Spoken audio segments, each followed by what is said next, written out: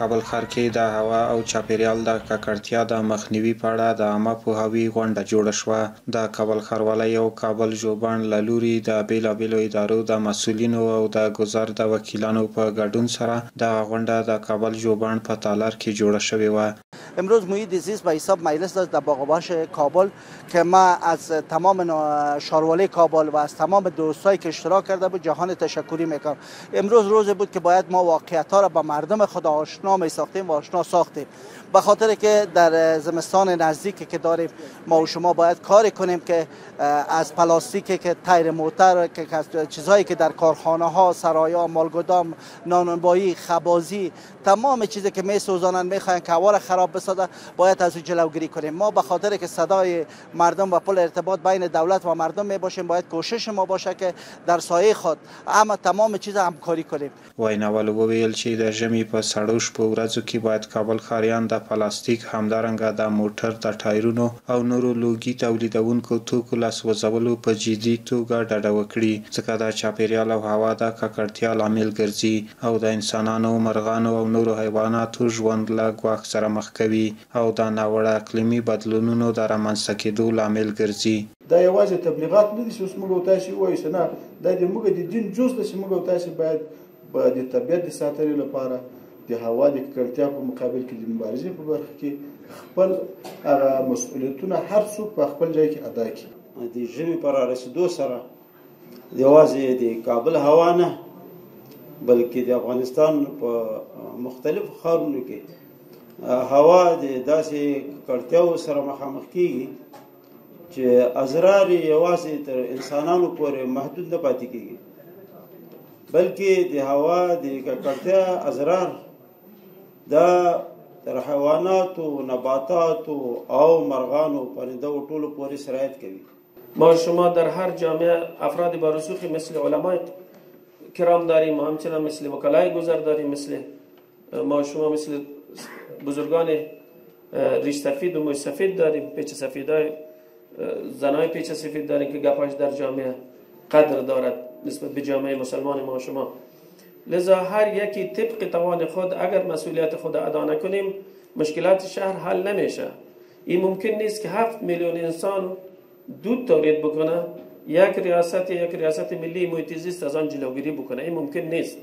بیایید که دست به دست یک دیگر بدیم و مشکلات با هم حل کنیم.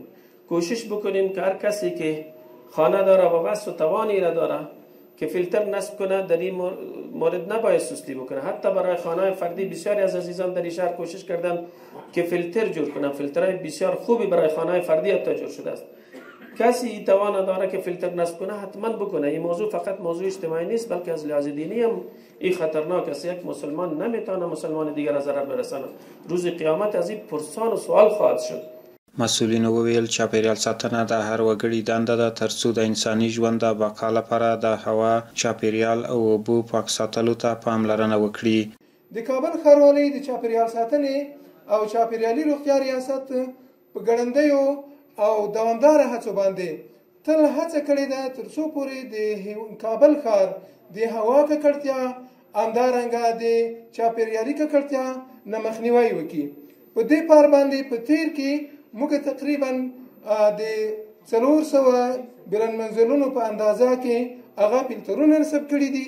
همدارنګه په دوامداره توګه باندې د سګنی پلان د 1403 کال کې موږ 4 ټیمه هغه منظم کړي دي او هغه معذب دي چې د شپې له طرفه هغه ګزمه کوي، د ښار په منځ کې ګرځېږي او ټولو هیوادوالو ته هغه خبرداری ورکوي ترڅو پورې ښار په دود باندې آلوده نه کړي، د ښار د ککړتیا نه هغه مخنیوی وکړي. له کوره چې وځو ماسکونه باید استفاده وشي، ځکه چې داسې وضعیت دغه ذرات مکمله صحي اضرار لري. دغه ویډیو کې تاسو ولیدل چې دا حتی د موږ تاسو تنفسي سیستم نه ځي، د وینې جریانات ته حتی چې ده مختلف تنفسي امراض او حتی قلبي امراض منځته راوړي. ما مخکې ویل چې د کال 3000 کسان موږ او تاسو چې لرو لیدله تلفات لرو. که چېرې موږ هر فرد د خپل دغه مسؤلیت چې الهي پروردګار موږ ته سپارلی دی او دا مو ذمهواري ده چې د خلقت نه مقصد بندګي ده او بندګي وکړو، فقط خپل بدن، خپل لباس او د بندګۍ د خپل حصه ځای پاک وساتو نو دې کې شک نشته چې زموږ ګرد ماحول به پاک وساتل شي. او بیا خصوصا کابل مخکې ملګرو اشاره وکړه چې 2 یا 3 لکه نفوسو دپاره جوړو، اوس پکې میلیونونه دي. یعنې دا معنا چې نه په غر کې یو لیش داسې شته چې موږ دې پکې نه یو، او نه په آباده کې داسې یو لیش شته چې موږ دې پکې نه یو. نو که موږ فقط خپل مسؤلیت ادا کړو، د خپلې بندګۍ دپاره خپل ماحول ځان ته پاک کړو، دې کې شک نشته چې ټول ملک هم په خپله باندې پاکېږي، او بالخصوص کابل.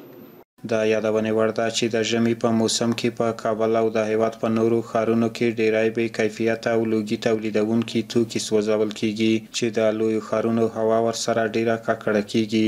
اوسمهال کابل ښاروالۍ په دې برخه کې د نویو او جدي څارنو خبر ورکوي او له هیوادوالو غواړي چې د هوا او چاپیریال پاک ساتلو ته د جدي پاملرنه وکړي.